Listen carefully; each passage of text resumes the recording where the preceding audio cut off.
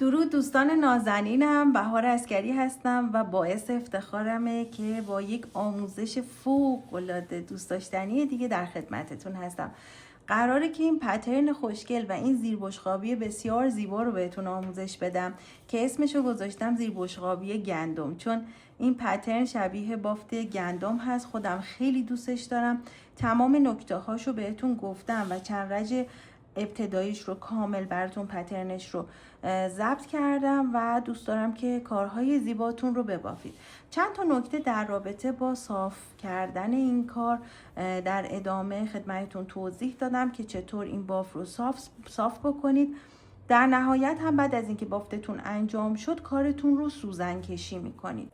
سوزن کشی یعنی اینکه شما این کار رو بعد از اینکه بخار دادید و مرتب شد یا قبل از اینکه بخار بدید کار رو از پشت روی یک تشک یا فوم هایی که بتونید سوزن تهگیر توش فرو کنید میذارید از قسمت پشت و بعد صاف میکنید این کار رو و سوزن کشی میکنید، یعنی سوزن میزنید و بعد هم یا با اسپری آب خیسش میکنید میذارید خودش خوش بشه یا اینکه بخار رو با فاصله روش میگیرید و میذارید این حالت صاف خودش رو به دست بیاد. دوربافی هم که میزنید توی صاف کردن کار خیلی بهتون کمک میکنه و همچنین زیباتر شدن کار. پس تمام نکات برای سایز بندی ها همه چیز رو تا انتهای ویدیو بهتون آموزش دادم. این باف رو میتونید با قلاب شماره 3 یا 3.5 و من با نخ رافیا نواری ناس بافتم که نخم تموم شد الان ندارم بهتون نشون بدم. با رافیا نواری ناس بافتم و خودم خیلی دوستش دارم. چند تا ایده هم بهتون دادم. شما میتونید این باف رو به عنوان کیف پنل های کیف باف بزنید، میتونید این باف رو داشته باشید و بعد این طرف و اون طرفش رو حالا توی یک سایزی که مثلا ببینید مثلا آیپدتون توش جا بشه میتونید سایز آیپد ببافید و آیپدتون رو توش بذارید، بند چرمی وصل بکنید، گره بزنید بهش. میتونید به عنوان زیربشقابی شبیه بافتی که من انجام دادم باف بزنید، میتونید به عنوان رانر باف بزنید. برای رانر چون که یه ذره این بافت شاید کج بشه خیلی باید با حوصله و با دقت باف بزنید. و نکته‌ای که خیلی مهم هست خدمتتون توی آموزش هم عرض کردم که شلی و سفتی دستتون از ابتدا تا انتها باید شبیه هم باشه. اگر یه جایی بافت رو شل بزنید یه جا رو سفت بزنید، مثلا این قسمت پایین رو شل ببافید بعد بالاها رو سفت‌تر ببافید، این باعث میشه که بافتتون کج بشه. چون این بافت درسته که به این طرف گندمی هاش میره ولی این طرفش به سمت راست هدایت میشه و این طرفش به این سمت، یعنی اصلا کلا این بافت تمایل داره که این طرفی پیش بره. برای همین این قلق هایی که بهتون میگم خیلی مهمه رعایت بشه. نکته دیگه این قسمت هست که فاصله ای که ما این گندمی ها رو ابتدای بافت انجام میدیم باید حتما یکی باشه و سعی بکنید که به این صورت این فاصله ها توی رج هایی که میزنید هم اندازه باشه که بافت زیبایی در نهایت داشته باشید. اگر کارتون رو بخار دادید و دیدید که یه مقدار این گندمی ها خوابیده، میتونید با یه سوزن به آرومی زیر گندمی ها رو اینطوری دونه دونه با حوصله یه ذره نخاش رو اینجوری بیارید بالا و از حالت تخت درش بیارید. ولی همین حالت هم خوبه چون من همین الان اینو از زیر سوزن کشی و بخار در آوردم. به این صورته. من بافت رو انجام دادم، ضبط کردم و این قسمت ویدیو رو دارم آخر ضبط میکنم. برای همین تمام نکاتی که احساس کردم مجدد باید یادآوری بشه خدمتتون یادآوری کردم. میزان نخ مصرفی هم برای من تقریبا 1 کلاف و نیم، یعنی حدوداً 250 متر نخ رافیا نواری ناس مصرف شد و من این رو هم قبلا با قلاب شماره 3.5 بافتم و الان هم که با قلاب شماره 3 بافتشو زدم. شما دیگه دست خودتونه که نخ و قلابی که استفاده میکنید چه نخ و قلابی هست. امیدوارم که این آموزش رو دوست داشته باشید. بچه‌ها سعی میکنم آموزش هایی براتون انتخاب بکنم که دوست داشته باشید، به دردتون بخوره، شیک باشه، چون که شماها دوست داشتنی، یونیک و شیک هستید. بریم آموزش رو ببینیم. اگر هم دوست داری حتما این ویدیو رو لایک بکن و بر من کامنت بذار. اگر هم سابسکرایب نکردی سابسکرایب کن چون آموزش های فوق العاده ای در انتظارته. بریم آموزش رو ببینیم. برای شروع باید زنجیره بزنید. تعداد زنجیره ها به خودتون و اندازه طول بافتتون بستگی داره. شما میتونید این بافت رو همونطوری که گفتم برای فرشین زیر بشقابی، زیر لیوانی و رانر استفاده کنید. برای همین زنجیره ها رو به اندازه طول بافتتون میزنید و تعدادش اصلا مهم نیست. پس شروع میکنید به زنجیره زدن. هر تعدادی شد ما در نهایت پترن رو وقتی خوب یاد بگیریم مهم نیست چه تعداد زنجیره میزنیم. من به اندازه حدوداً 39-40 سانتی متر زنجیره میزنم. حالا بسته به نوع نخی که انتخاب میکنید، یه نفر هست نخ نازکتر انتخاب کرده، خب قطعا تعداد زنجیره هاش بیشتر هست. اگر نختون ضخیم‌تر باشه تعداد زنجیره ها کمتر میشه، ولی توی همون رنج طولی که مد نظرتون هست. من به اندازه 40 سانت 39 تا 40 سانت زنجیره میزنم. خب بعد از اینکه زنجیره ها رو بافتیم، از زنجیره دوم شروع به بافت میکنیم. ببینید شما میتونید توی لوپ های پشتی بافت زنجیره ها رو بزنید، بافت پایه ها رو بزنید که بافتتون در انتها در کنار بافت زیباتر بشه. اما اگر میخواین در نهایت دور بافی انجام بدید، میتونید به روش ساده، یعنی قلاب رو وسط زنجیر وارد بکنید و اینطوری بافت رو بزنید. من چون میخوام در انتها دور بافی انجام بدم، قلاب رو وسط این زنجیر وارد میکنم، یعنی به همین صورت که این گندمی هست اینطوری به صورت عادی. خب از زنجیره دوم شروع به بافت پایه‌ای کوتاه میکنم. ببینید قلاب رو وارد میکنم، نخو میگیرم و پایه کوتاه هم رو میبافم و پایه اول رو مارکدار میکنم که راحت تر باشم. خب همینطور باید بافت پایه کوتاه رو توی تمام زنجیره ها داشته باشید.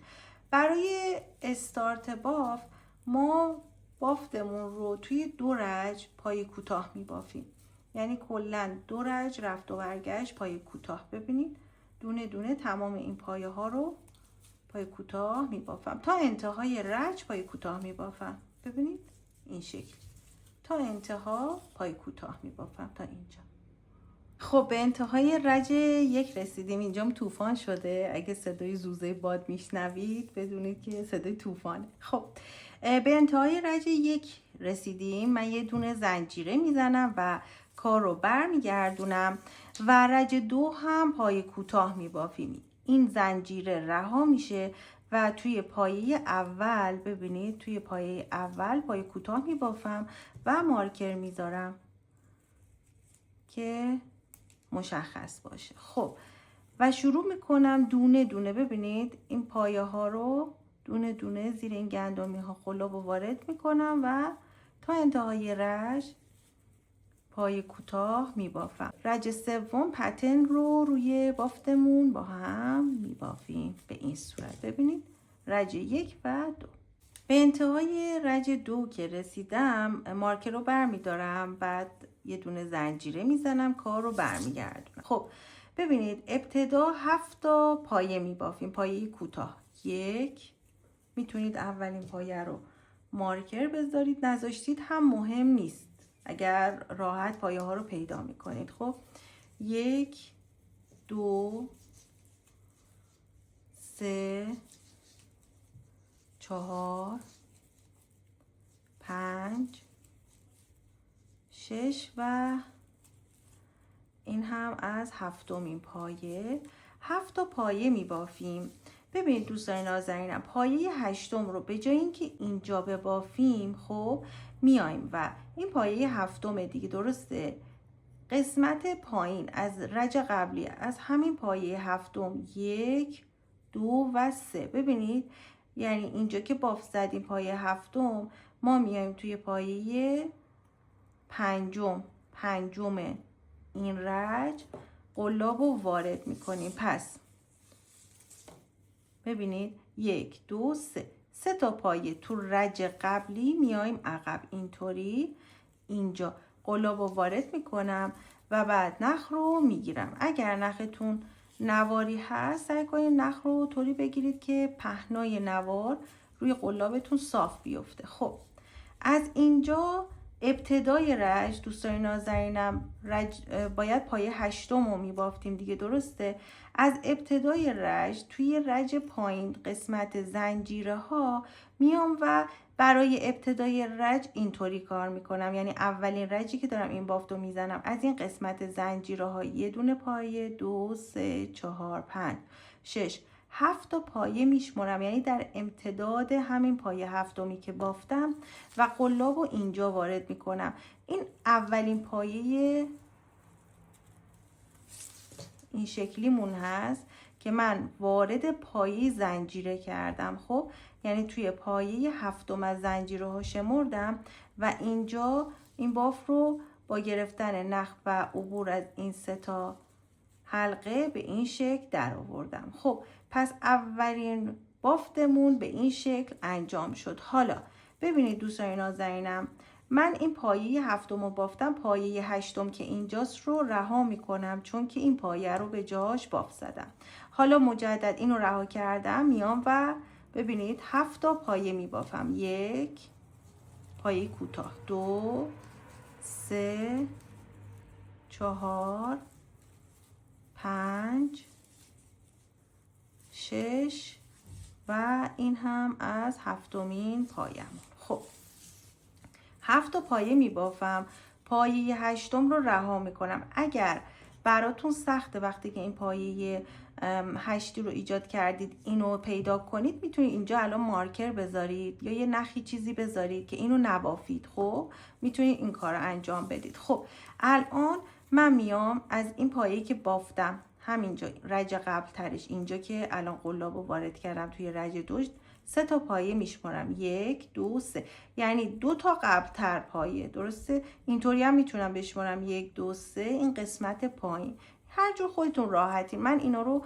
میگم که شما راحت تر بتونید بافت رو داشته باشید. خب اولین حلقه رو گرفتم از قسمت پایین، یعنی رج زنجیره ها، این بار 8 تا پایه میشمارم چون توی پایه هشتم باید اینو وارد کنم. ببینید 2 4 5 6 7 8 دقیقاً بچه ها میفته روبروی همین پایه‌ای که اینجا بافت زدم. خب خیلی خودتون درگیر حالی یه ذره این ور اون ورترش نکنید، ولی ببینید 1 2 3 4 5 6 7 و اینم از هشتمین پایه. بعد از این پایه که اینجا توی این زنجیره ها ما بافت زدیم 1 2 3 4 5 6 7 8 تا پایه که دقیقاً در امتداد همین پایه هفتمیه که ما بافت زدیم، چون اینجا یه دونه عقب‌تر رفتیم، اینجا در امتداد این در میاد و بافتمون این شکلی میشه. حالا من الان ببینید این بافتم یکم پیچ خورده، میتونم پیچش رو صاف کنم که در نهایت بافتم قشنگ تر بشه. خب پس سعی کنید که اگر با نخهای نواری دارید این بافت رو میزنید، نختون پهناش باز باشه. خب اینم از دومین پایمون که الان این پیچ خورده، نه نخش نازک. خب اینم از دومین پایه. حالا که به این صورت بافت خورده، حالا رجهای بعد که روی این قسمت ها میفته بافتمون زیباتر میشه.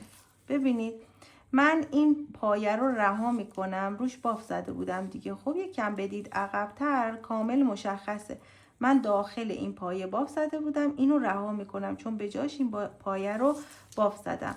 مجدد 7 تا پایه میبافم، این رها میشه و 7 تا پایه بافته میشه. در انتهای هر رج تعداد پایه هاتون به صورت کلی باید به اندازه پایه های رج قبل باشه. خب الان 2 تا رو بافتم، 3 4 5 6 و اینم از هفتمین پایه هفتمو که بافتم 3 تا پایه از همینجا میام عقب، 1 2 3، یعنی اینجا قلابمو وارد میکنم.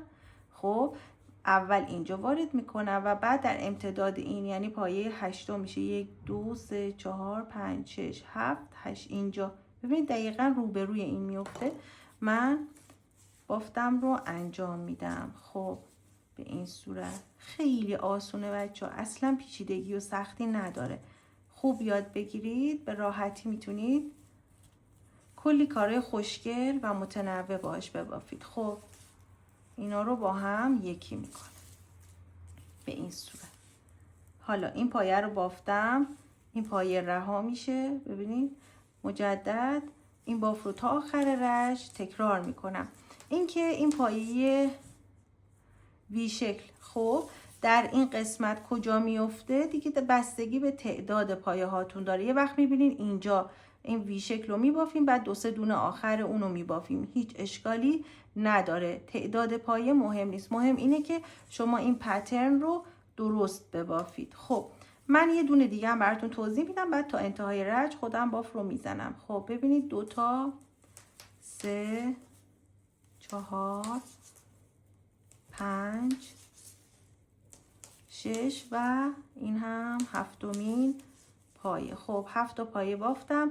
پایه 8م رو ببینید اینو دیگه نمی بافم. خب اینو اینجا میذارم که شما ببینید 1 2 3 تا پایه میام عقب ترین، دقیقاً از همین جایی که باف زدم. خب حالا افتاد.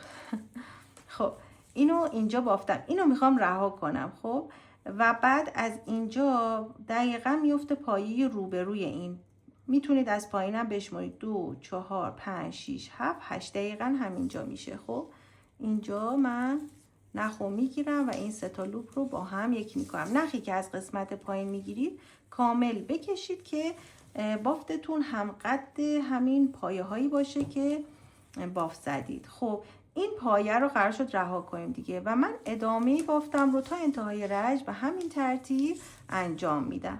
رج 3 رو تموم کردم. ببینید در انتهای رج من 7 تا پایه داشتم دیگه، بافتمش و دیگه این بافت 8 رو یا وی شکل رو ندارم. خب یه دونه زنجیره میزنم و رج 4م رو میبافم. کار رو بر میگردونم و شروع میکنم دونه دونه تو تمام این پایه هایی که دارم پایه کوتاه میبافم. ببینید این پشت کارمون هست. خب ما یه رج اینطوری باف میزنیم پایه کوتاه تا برسیم به این قسمت و بعد کار رو برمیگردونیم و توی این قسمت که بافت اصلیمون هست این پترن ها رو روی هم ایجاد میکنیم.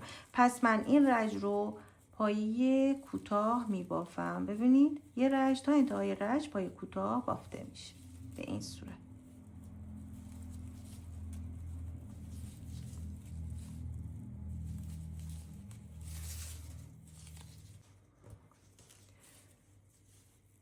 خب به انتهای این رج که رسیدم یه دونه زنجیره میزنم و کار رو برمیگردونم. خب ما قراره که توی رج هایی که این پترن رو ایجاد میکنیم که همه روی بافتمون هست یه رج ساده بافی میکنیم، یعنی پای کوتاه میبافیم و رج بعد که این قسمت میفته میایم و این پترن رو ایجاد میکنیم. ببینید دوستان نازنین این پترن چون به این صورت روی بافتمون هست ما توی هر چند رج باید این قسمت رو هم کامل بکنیم. خب به این صورت این راه های این پترن ایجاد میشه. خب من براتون بافت رو توی چند رج میزنم و بعد کاملا شما دستتون میاد که بافت به چه صورت باید باشه. اولین بافت رو که اینجا زدیم برای دومین پترنی که میخوایم اینجا ایجاد کنیم ببینید من باید اینجا دقیقاً جایی بود که این هشتی ایجاد شده توی این فضا یه مقدارم بزرگتر هست چون یکم نخم کشیده شده کاملا مشخصه. خب من باید بافتم رو در امتداد این پایه در نظر بگیرم و تا اینجا ادامه بدم ببینم چند تا پایه میشه. خب ببینید 2 4 6 8 9 و 10 تا پایه من تا اینجا باید باف بزنم، یعنی دقیقاً این پایه‌ای که بالای این هشتی در امتداد این میفته رو ببافم، پایه بعدی رو هم ببافم.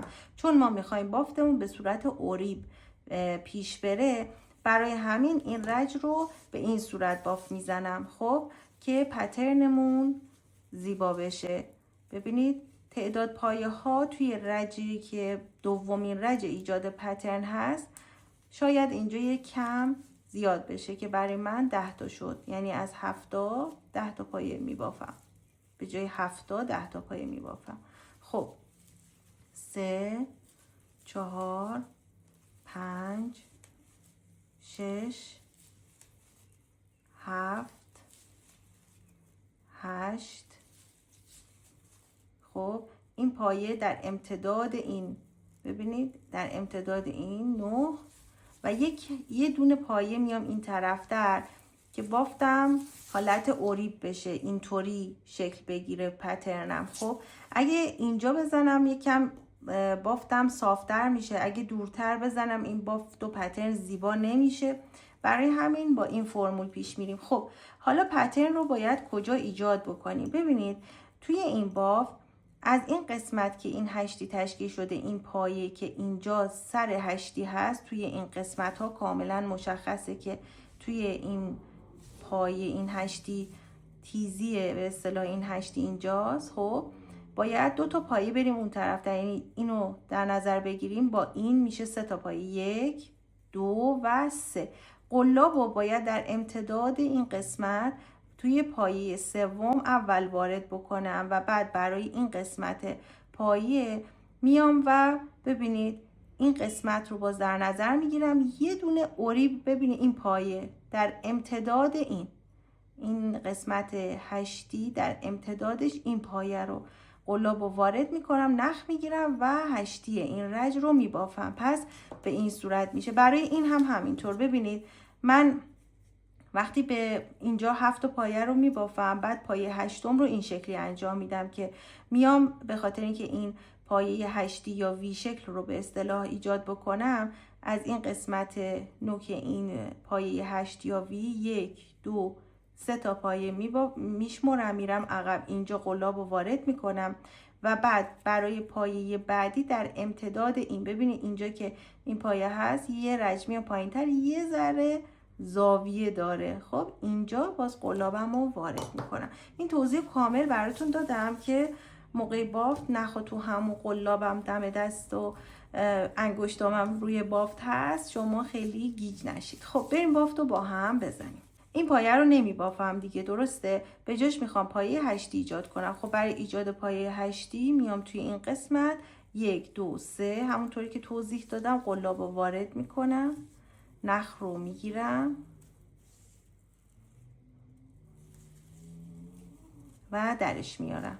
خب اینجا و برای این قسمت در امتداد این تیزی همونطوری که گفتم اینجا ببینید کوچولو این طرفتر و یه رج پایین تر در امتداد این قلاب رو وارد میکنم و نخ میگیرم. خب این پایه رو بچه ما بافتیم، این پایه رو رها میکنیم دیگه، چون داریم اینجا یه دونه پایه ایجاد میکنیم. خب پس من این باف رو به این صورت انجام میدم و الان پایه وی بعدیمون شکل گرفت، این پایه رها میشه. حالا دوباره 7 تا پایه میبافم. از اینجا به بعد دیگه اصولش تا آخر همینه، 1 2 3 4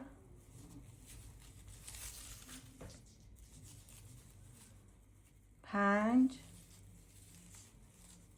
6 و 7مین پایه. ببینید وقتی که ابتدای رج رو اصولی پیش برید، 7مین پایه دقیقا همین زاویه‌ای که این پایه در نظر گرفته شده میشه. خب حالا میخوایم ببینیم کجا قلاب رو وارد کنیم. توی این قسمت وی شکل 1 2 3 اینجا قلاب رو وارد میکنم و در امتداد این میام یه دونه اینجوری، ببینید در امتداد این نیستش، این طرفتر یه دونه پایه میام و قلابم رو وارد میکنم و این پایه اینجا رها میشه. خب اینو در نظر بگیرید بچه ها، پایه رها شده رو حتما مد نظر داشته باشید. خب 1 2 3 اینجا قلاب رو وارد میکنم، نخم رو صاف میکنم که ببینید پهن باشه، قشنگ تره. خب میکشم تا بالا نخ رو و بعد میام در امتداد این سوراخی که اینجا ایجاد شده این طرفتر یه رج پایین تر عملا نخ رو میگیرم، این پایه رو رها میکنم و به جاش این پایه رو میبافم. خب این رها میشه و بعد چون این در امتداد قرار میگیره این شکلی میشه. خب اینو رها میکنم. حالا 7 تا پایه میبافم، 1 2 3 4 5 6 و این هم هفتمین پایه هفتمو که بافتم. ببینید دقیقاً پایه هفتم میفته، یه دونه پایه از این طرف در امتدادش که در نظر میگیریم، یه دونه پایه این طرف. در حالا این آخرین باره که توضیح میدم، خیلی توضیح میدم، دلیلش اینه که گیج نشید. خب ببینید اینجا هشتیه، نوک هشتی، 1 2 3 قلاب اول اینجا وارد میکنم و بعد در امتداد این ببینید یه دونه خونه یک رج پایین تر، یه رج از اینجا پایین تر و در امتداد یک کوچولو این زاویه. خب اینجا قلابم رو وارد میکنم و نخ میگیرم و این پایه بالا رو رها میکنم، چون اینجا با گرفتن این پایه از این قسمت ما این پایه رو پر میکنیم. تعداد پایه ها در هر رج به اندازه پایه رج قبلی میشه. خب ببینید 1 2 3 اینجا قلاب رو وارد میکنم، نخ رو میگیرم و بعد در امتداد یه ذره با زاویه کوچولو یه رج پایین تر اینجا نخو میگیرم، این پایه رها میشه. خب این شکلی. بعد میام دوباره 7 تا پایه میبافم و تا انتها این باف رو انجام میدم. خب در انتها هم چند تا دونه میمونه میبافم.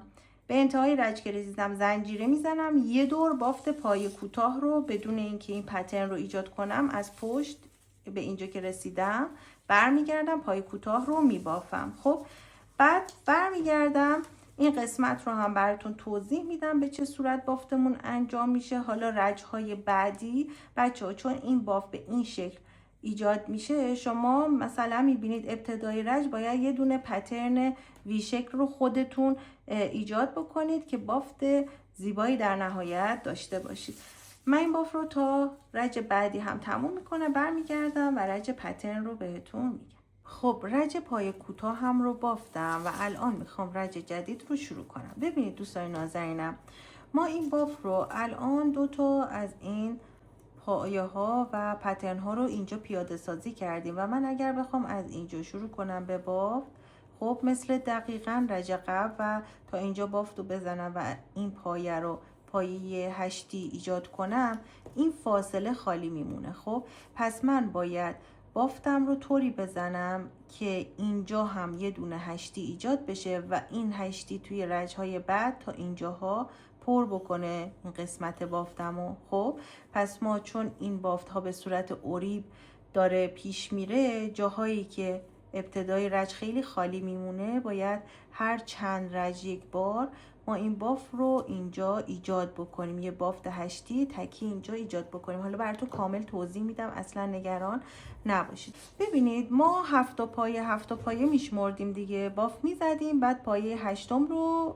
پایه وی تشکیل میدادیم. حالا الان این فاصله که من بخوام بیام تا اینجا بافتم رو بزنم، تا اینجا بافتم رو بزنم، تعداد پایه ها رو بشمرم ببینم 1 2 3 4 5 6 7 8 9 10 11 12 13 و 14 تا پایه میشه. خب این خیلی زیاده، پس ما باید اینجا این اوایل یه دونه پایه وی تشکیل بدیم که اینها به صورت اوریب و با فاصله های هم اندازه ایجاد بشه. برای اینکه این اتفاق بیفته من پایه‌ای که باید بافت پایه کوتاه هم رو بزنم تا اینجاست دیگه، درسته؟ این بالای این پایه است، این پایه بالاست، این پایه بالاست تا اینجا من باید این باف رو بزنم. خب من این باف رو تا اینجا باید بزنم. اوکی، حالا بشمارم 13 تا فکر کنم شد، یه دونه رفته بودم جلو. 1 2 3 4 5 6 7 8 9 10 11 12 تا پایه. اوکی، من تا اینجا باید بافت پایه رو انجام بدم. خب حالا میام چیکار میکنم؟ 7 تا پایه میشمارم میرم عقب. 1 2 3 4 5 6 7 تا پایه میرم عقب و الان پایه وی باید اینجا تشکیل بشه، یعنی این پایه باید بافته نشه و پایه وی اینجا ببافیم. خب این پایه رو باید پایه وی ببافم. الان 1 2 3 4 تا پایه میبافم. خب ابتدای رج 4 تا پایه میبافم. 1 2 3 و 4.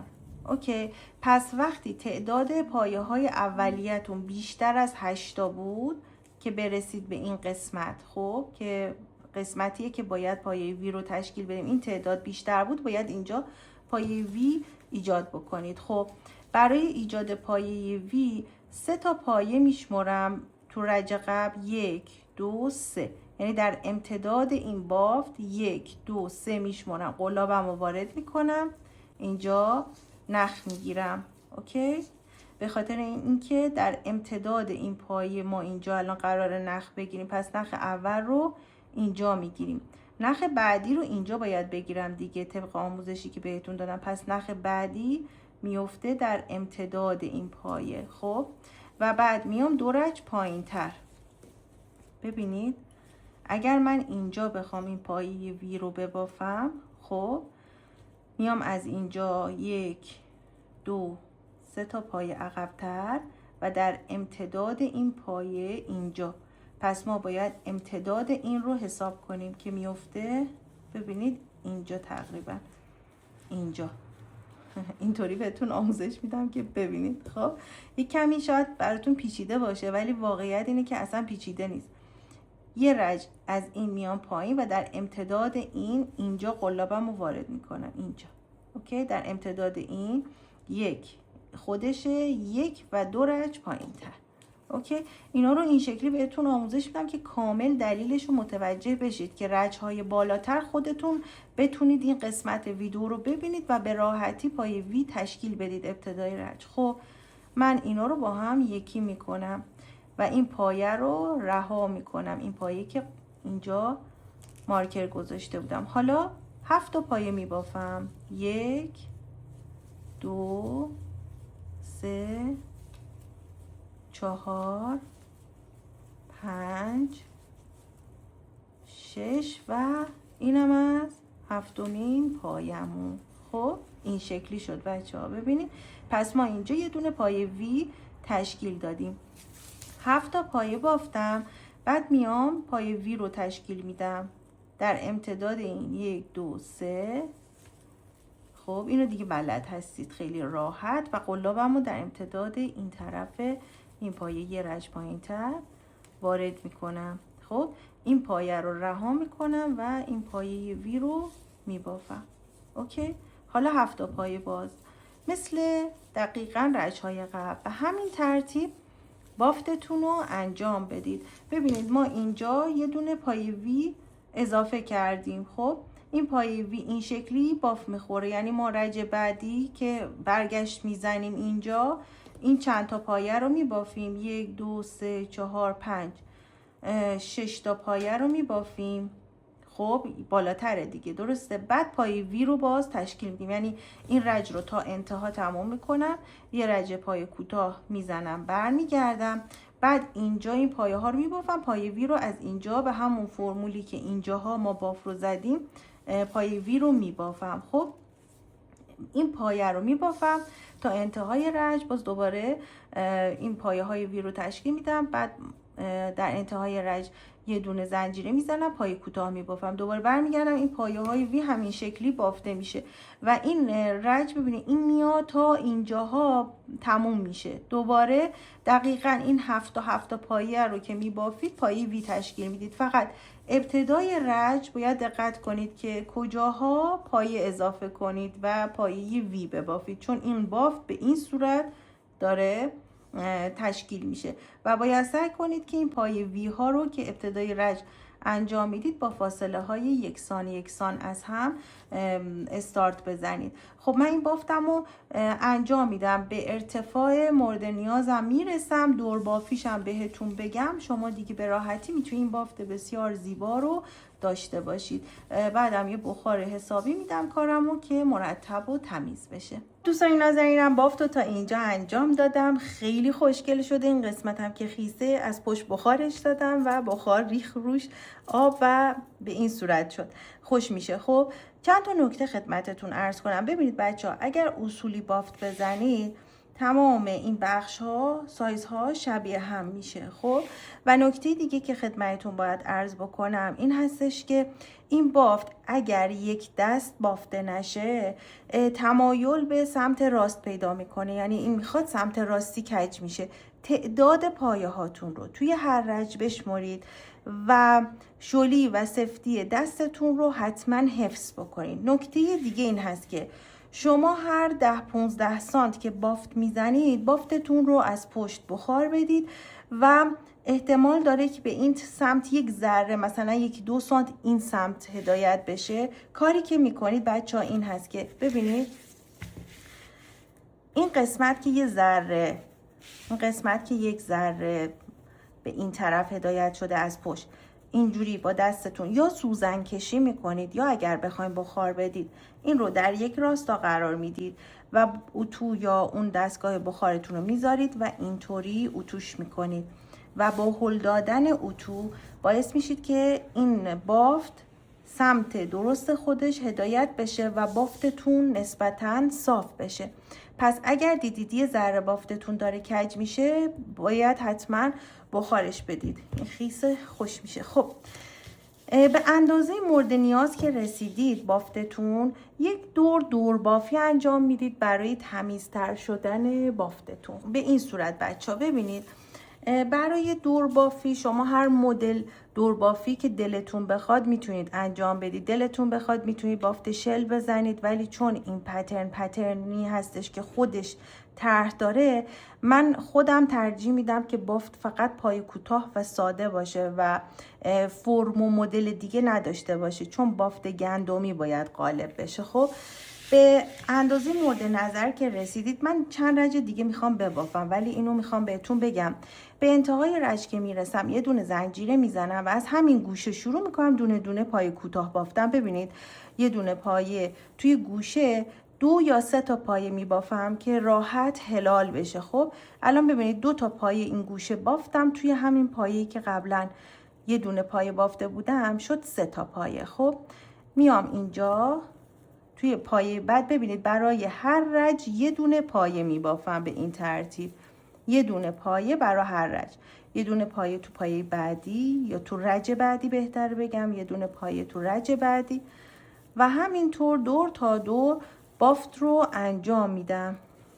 ببینید اینطوری. خب بافت رو انجام میدم برای هر رج، یعنی این یه رجه، این یه رجه، این گوشه یه پایه، اینجا یه پای کوتاه، اینجا یه پای کوتاه، یه پای کوتاه، یه پای کوتاه، یه پای کوتاه. تو هر رج ما یه دونه پای کوتاه میبافیم. خب و دقت کنید جاهایی که اومدیم این پای گندمی رو باف زدیم اینجا یه دونه پای کوتاه میبافم و توی این رج یه دونه پای کوتاه اینجا میبافم، اینطوری. یعنی سر جای خودش پای کوتاه میبافیم، یه دونه تو این رج یه دونه تو این رج. داخل این وی شکل یا این پای گندمی قلابم وارد نمیکنم. قلاب از اینجا ببینید ما با گندمی اصلا کاری نداریم. اینجا یه دونه پای کوتاه، اینجا یه دونه پای کوتاه. به همین ترتیب برای هر رج یه دونه پای کوتاه میبافم. به این گوشه که میرسم اینجا یا 2 تا یا 3 تا پای کوتاه میبافم. اگر 2 تا بافتم دیدم راحت میپیچه اوکی، اگر دیدم سخته 3 تا پای میبافم. بعد دونه دونه توی تمام این پایه ها یه دونه میبافم، این کنج 3 تا میبافم، برای هر رج یه دونه میبافم. روی تمام این پایه هایی که اینجا دارم یه دونه پای کوتاه میبافم که این حالت هلالی از بین بره. و دقت کنید بچه ها این قسمت رو که تموم کردیم اینجا بست مخفی یا بست میزنیم و نخمون رو قطع میکنیم و این بافت خیلی خوشگل رو شما میتونید تو هر سایزی دلتون بخواد ببافید. امیدوارم که این آموزش رو دوست داشته باشید. حتما کار خوشگل ببافید و عکس کار خوشگلتون رو برای من بفرستید.